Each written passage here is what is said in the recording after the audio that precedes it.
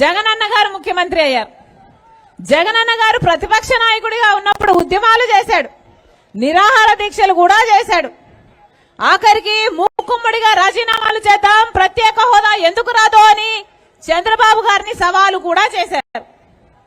తీరా జగనన్న గారు ముఖ్యమంత్రి అయ్యారు.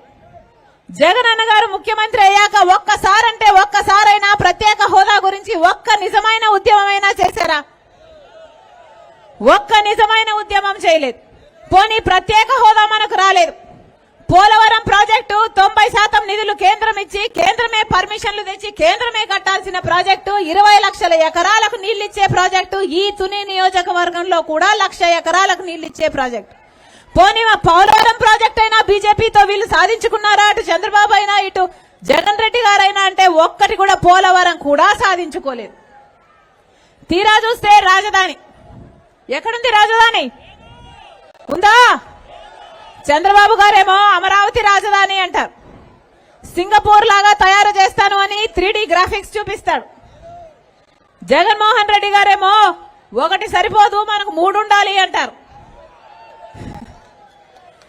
పోనీ మూడిట్లో ఒకటైనా తయారైందా అంటే అది లేదు. ఆఖరికి తిరిగి చూస్తే 10 ఏళ్ల క్రితము మనం ఎక్కడున్నామో, ఎక్కడ గొంగలి పడిందో అక్కడే ఉందా గొంగలి.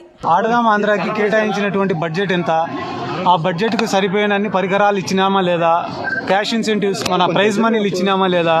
మెటీరియల్ అనేటివి కరెక్ట్గా సప్లై అయిందా లేదా అనేది వాళ్ళే ఒకసారి గ్రౌండ్ లెవెల్కి వచ్చి వెరిఫై చేసుకున్న తర్వాత విమర్శ చేస్తే బాగానే ఉంటుంది. వాళ్ళకు విమర్శ చేయడం అనేది ఏం కొత్త కాదు కదా. పిల్లలకు ఇంగ్లీష్ మీడియం ఇచ్చిన విమర్శ చేసినారు, మంచి స్కూళ్లు నిర్మించిన విమర్శ చేసినారు, అమ్మఒడి పథకం కింద డబ్బులు ఇచ్చిన విమర్శ చేసినారు, ఇంటి పట్టాలు ఇచ్చిన విమర్శ చేసినారు, రాజధానిలో ఇళ్ల నిర్మాణం చేసిన విమర్శ చేసినారు. మంచి చేసిన ప్రతిసారి విమర్శిస్తున్నప్పుడు ఆడదాం ఆంధ్రాన్ని ఒక్కటి పొగుడతారని మనం అనుకోవడం కూడా తప్పు కదా. విమర్శలు అనేటివి సర్వసాధారణం.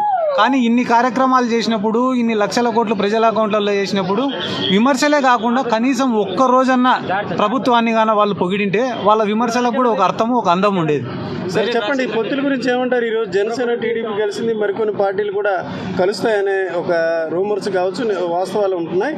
ఎట్లా ఉంటుంది దీని ఇంపాక్ట్? ఒక పార్టీ అన్నప్పుడు ఒక సిద్ధాంతం అనేది ఉంటుంది.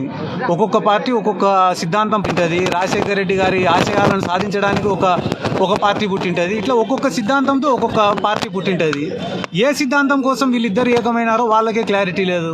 ప్రజలకు మంచి చేయాలని అనుకుంటున్నాము, ఈ ప్రభుత్వంలో మంచి జరగడం లేదు, మాకు ఓటు వేయండి అంటే కనీసం ఆలోచన చేస్తారు ప్రజలు కూడా. కానీ వాళ్ళు చెప్పేది ఏంది? మేము కూడా ఇవే మేనిఫెస్టోని అమలు చేస్తాము, కానీ జగన్మోహన్ రెడ్డి ముఖ్యమంత్రిగా ఉండడం మాకు ఇష్టం లేదు అనే మాట తప్పనిచ్చి వేరే సిద్ధాంతం ఏముంది? నిన్న మొన్నటి వరకు బీజేపీ వాళ్ళను పవన్ కళ్యాణ్ ఏం తిట్టినాడో, చంద్రబాబు నాయుడు ఏం తిట్టినాడో మీరు రికార్డ్స్ వెరిఫై చేస్తే ఉంటుంది. ఇక్కడ మీరు అడిగే విశాఖ రైల్వే జోన్ కావచ్చు, లేకుంటే కానీ విశాఖ ప్రాంతం అభివృద్ధి గురించి కావచ్చు, ఇక్కడ ఉండే ప్రజల తరపున పోరాడిన ఆయన పవన్ కళ్యాణ్ ఎందుకు బీజేపీని ప్రశ్నించాలా? ఈరోజు మళ్ళీ బీజేపీతో ఎందుకు పొత్తు పెట్టుకుంటున్నారు? ఇవన్నీ మీరు కానీ వాళ్ళని అడిగితే మేము దానికి సమాధానం చెప్పేదానికి. ఇచ్చిన మాట నిలబెట్టుకోవడంలో జగన్ గారు గెలిచారని మీరు అంటున్నారు, అన్న ఫెయిల్ అయ్యాడు అని సొంత చెల్లె చెప్తా ఉన్నారు. శర్మిల గారి ఎఫెక్ట్ కూడా ఎట్లా ఉండబోతుంది? ఇప్పుడు రాజకీయాల్లోకి వచ్చిన తర్వాత ఒకటే కుటుంబానికి సంబంధించిన వాళ్ళు వేరు పార్టీల్లో ఉండడం అనేది ఇదేం కొత్త కాదు. శర్మిల గారు ఏదన్నా ఒక సొంత పార్టీ పెట్టినా కూడా దానికి ఆమె పెట్టిన ఒక పార్టీకి ఒక పవిత్రత, ఒక శాంక్టిటీ అనేది ఉండేది. కానీ ఈ రాష్ట్రాన్ని విడగొట్టింది కాంగ్రెస్, రాష్ట్రానికి రాజధానిని లేకుండా చేసింది కాంగ్రెస్, రాష్ట్రాన్ని లోటు బడ్జెట్లోకి నెట్టింది కాంగ్రెస్, విభజన చట్టంలోని హామీలను అన్నింటినీ పొందుపరచకుండా, విభజన చట్టంలో పొందుపరచకుండా హామీలను ఈ రాష్ట్రాన్ని నాశనం చేసింది కాంగ్రెస్. అటువంటి కాంగ్రెస్లో ఆమె చేరి రాష్ట్ర ప్రయోజనాల గురించి మాట్లాడడం కరెక్ట్ కాదు. రెండోది వచ్చేసి వైఎస్ఆర్ కాంగ్రెస్ పార్టీ ఈ రాష్ట్రంలో కాంగ్రెస్ పార్టీ గెలిచేదన్నా కూడా నువ్వు పార్టీకి సంబంధించి అభ్యర్థులు పెడుతున్నావు అంటే మీ ఉద్దేశం ఏమి? చంద్రబాబు నాయుడిని గెలిపించాలనేదే కదా. కాబట్టి ఇవన్నీ కూడా గమనించలేని పరిస్థితుల్లో రాష్ట్ర ప్రజలు అయితే లేరు. రాష్ట్ర ప్రజలు కూడా చాలా గట్టిగా సమాధానం చెప్తారు. పోయిన ఎన్నికల కన్నా పెద్ద మెజార్టీలతోటి అభ్యర్థులు గెలుస్తారనేది నా ఒక్క గట్టి. పదే శర్మిల గారు ఒక మాట చెప్తున్నారు, ఈ రాష్ట్రంలో నాకు భద్రత లేదు, నాకు హాని కలిగించాలని చూస్తుంది కాబట్టి భద్రత పెంచడం లేదని. వివేకానంద గారి హత్యకి ఈ కోణానికి కనెక్ట్ చేయాలని ప్రయత్నం చేస్తున్నారా, లేకపోతే ఏం జరగబోతుంది? ఇప్పుడు రాష్ట్రంలో భద్రత లేదని మీరు అనొచ్చు, వేరే ప్రతిపక్షం కాబట్టి అనొచ్చు. ఈ రాష్ట్రంలో ఉన్న క్రైమ్ రికార్డు మీరు తీసుకోండి, స్టాటిస్టిక్స్ మీరు తీసుకోండి, గత ప్రభుత్వాల్లో జరిగినటువంటి రౌడీయిజం కానీ, ఫ్యాక్షన్ హత్యలు కానీ మీరు అన్నీ తీసుకోండి. ఈరోజు రాష్ట్రంలో అవన్నీ తగ్గినాయా లేదా మీరు మాకు వివరించి చెప్పండి.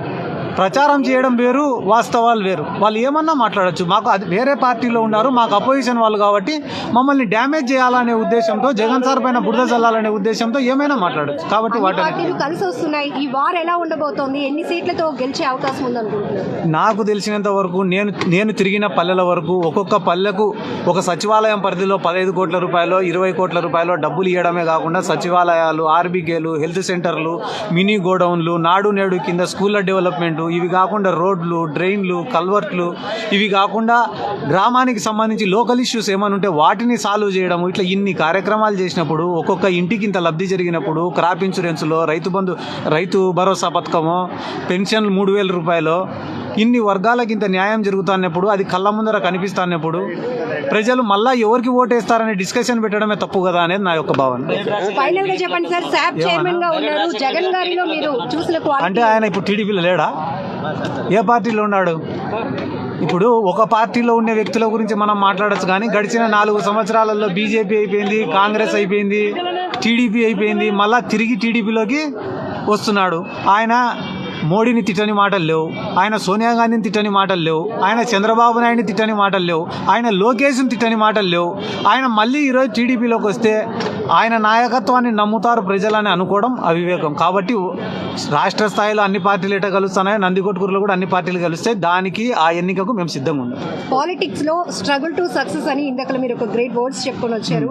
జగన్మోహన్ రెడ్డి గారిలో మీకు నచ్చిన బెస్ట్ క్వాలిటీ అంటే ఏం చెప్తారు? ఒక నాయకుడిగా మీరు ఏం చూసారు ఆయన్ని? ఇప్పుడు మీరే చెప్పినారు కదా, ఆయన ఓడిపోయిన రోజు కానీ గెలిచిన రోజు కానీ ఆయన ఎట్లున్నాడు రా, నీ రేంజ్ ఏంది అంటే సీఎం రేంజ్ అన్నట్టునే బతికినాడు తప్ప చిల్లర రాజకీయాలు, చీప్ రాజకీయాలు, చంద్రబాబు నాయుడు గారి మాదిరిగా విలేకరుల ముందెచ్చి ఏడ్చడము, నష్టం జరగకపోయినా నష్టం జరిగిందని గుండెలు బాదుకుంటే ఏడ్చడము, ఇంట్లో ఉండే ఆడోళ్ళని అందరినీ రాజకీయాల్లోకి దుబ్బడము, అవసరానికి ఒక పార్టీతో పొత్తు పెట్టుకోవడము, మీడియా ఛానల్ అడ్డం పెట్టుకొని తప్పుడు ప్రచారాలు చేయడము, అవసరం కోసము ఎన్నికల్లో గెలిచడం కోసం ఏ స్థాయికైనా దిగజారి తప్పుడు వాగ్దానాలు చేయడము, ఇవి ఏవి కూడా చేయలేదే జగన్మోహన్ రెడ్డి గారు.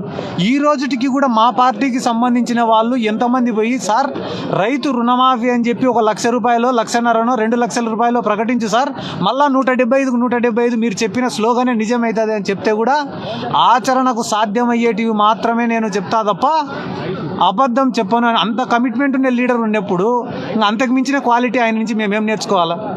Right, thank you. Thank you.